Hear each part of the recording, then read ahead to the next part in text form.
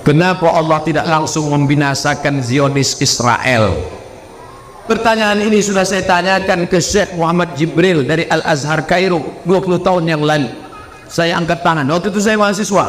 Assalamualaikum Syekh Muhammad Jibril, Profesor Dr. Syekh Muhammad Jibril, Dr. Hadis di Al-Azhar. Assalamualaikum Syekh. Ya.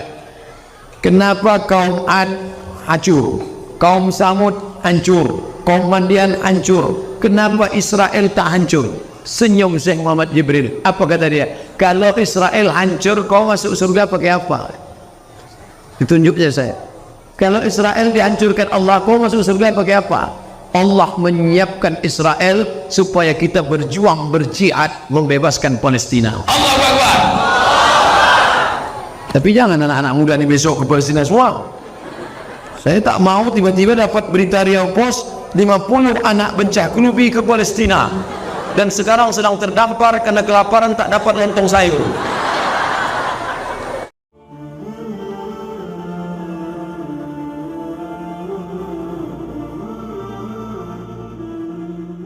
Berapa batas penghasilan kebun sawit yang harus dikeluarkan zakatnya?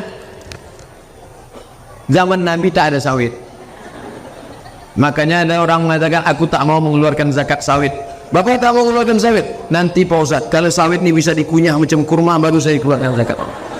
Ada orang gitu, karena zakat sawit ini pakai kias. Makanya Majelis Ulama Indonesia membagi dua. Yang pertama, dikiaskannya ke makanan pakai mazhab Hanafi, tidak pakai nisab.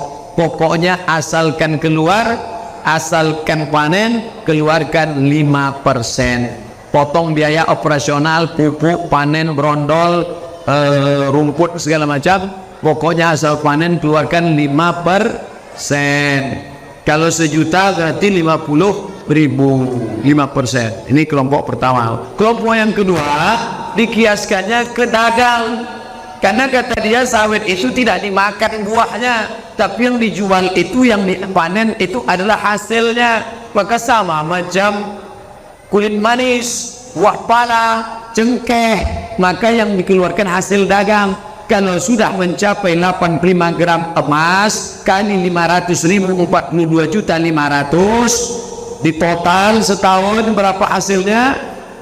Mencapai 42.500.000, maka keluarkan 2,5%. Dua-dua bisa dipakai. Yang mau mengeluarkan 5% ini dalilnya, yang mau mengeluarkan 2,5% ini dalilnya. Kalau 2,5% berarti 25.000 sejuta. Kalau 5% berarti 50.000. Oh, kayak gitu saya ingin 5.000 nggak Pak Ustaz. Terserah lah. Kenapa Allah tidak langsung membinasakan Zionis Israel? Kenapa Allah tak langsung aja? Innama amruhu iza arada syai'an ayakula lahu kun. Langsung orang Israel itu jadi monyet, jadi cigak cingkuk. Bisa kan? Bisa kan? Bisa. Pertanyaan ini sudah saya tanyakan ke Syekh Muhammad Jibril dari Al-Azhar Kairo 20 tahun yang lalu. Saya angkat tangan, waktu itu saya mahasiswa. Assalamualaikum Syekh Muhammad Jibril, Profesor Dr. Syekh Muhammad Jibril, Dr. Hadis di Al-Azhar. Assalamualaikum Syekh. Ya. Kenapa kaum Ad hancur, kaum Samud hancur, kaum Madian hancur, kenapa Israel tak hancur? Senyum Syekh Muhammad Jibril. Apa kata dia? Kalau Israel hancur, kau masuk surga pakai apa? Ditunjuknya saya. Kalau Israel dihancurkan Allah, kau masuk surga pakai apa? Allah menyiapkan Israel supaya kita berjuang, berjihad, membebaskan Palestina. Allahu Akbar. Tapi jangan anak-anak muda ini besok ke Palestina semua. Saya tak mau tiba-tiba dapat berita Riau Post 50 anak Bencakulubi ke Palestina dan sekarang sedang terdampar karena kelaparan, tak dapat lontong sayur. Kalian tolong Palestina dengan prestasi, akan anak-anak Bencakulubi akan menjadi bisnismen. Amin. Tiba-tiba nanti ada anak Bencakulubi yang menyumbang $50.000 ke Palestina untuk membebaskan, menolong, buat sumur bor, menyekolahkan anak-anak Palestina, memberikan bantuan beli perban, membangun rumah sakit Indonesia sudah di Palestina. Siapa yang membangun itu? Tiba-tiba nanti ada rumah sakit Bencakulubi Hospital.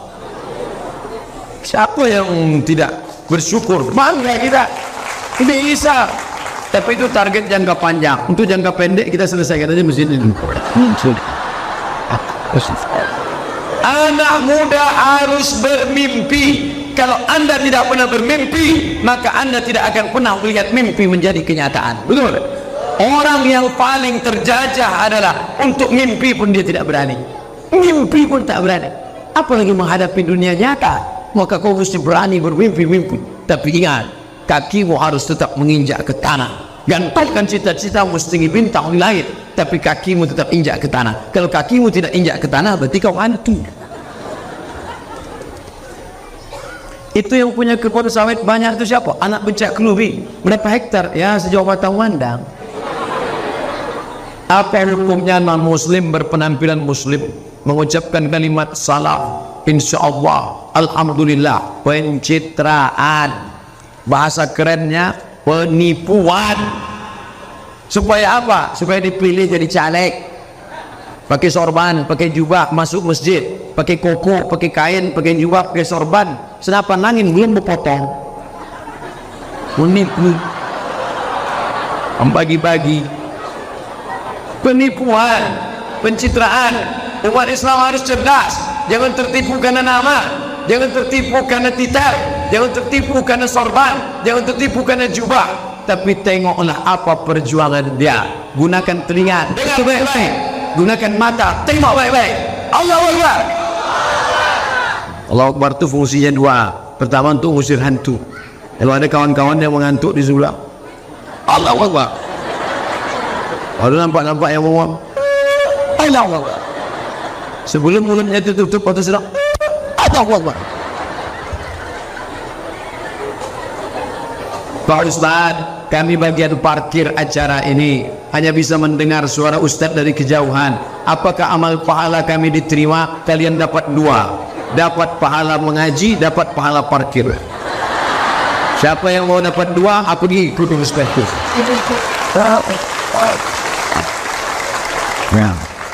Yang nyuting ini dapat dua juga, dapat pahala mengaji, dapat pahala nyuting. Sekarang pengajian yang mendengar deh, tapi nanti kalau mereka upload nanti ke YouTube, Instagram, beratus ribu viewer menonton. Bayangkan kalau diuploadnya ke Instagram, Instagram Ustaz Somad. Yang mana Instagram Ustaz? Itu yang followernya 4 juta itu. Bayangkan sekali tonton 4 juta. Penduduk Riau 6,5 juta. Penduduk Pekanbaru 1,2 juta. 4 kali lipat 4 penduduk Pekanbaru itu akan menonton. Pahalanya. Maka anak-anak muda ini luar biasa. Itu makanya banyak yang merekam ini. Banyak merekam. Tahap itu hidup dah tidak Allah.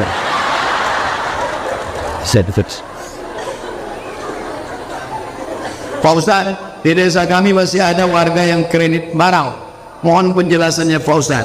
Kalau uang dengan uang riba, pinjam 100 ribu bayar 120 riba, pinjam 1 juta bayar 1.100.000 riba. Tapi kalau uang dengan barang tidak riba, pinjam, beli panci, cicil, tidak riba, karena akadnya uang dengan barang. Kalau uang dengan uang riba. Tapi kalau ada pihak ketiga, motor orang kredit motor, ada pihak ketiga, finance, keuangan, itu riba karena tak langsung. Tapi kalau Bapak Kades punya motor, saya mau beli motor, Pak Kades ku beli motor, Pak Kades ku cicil, tidak riba karena akadnya uang dengan barang. Tapi kalau ada pihak ketiga, maka membayar uang ke pihak ketiga, uang dengan uang, motornya dibeli cash, itu riba. Pokoknya mudah saja, uang dengan uang riba, uang dengan barang tidak riba.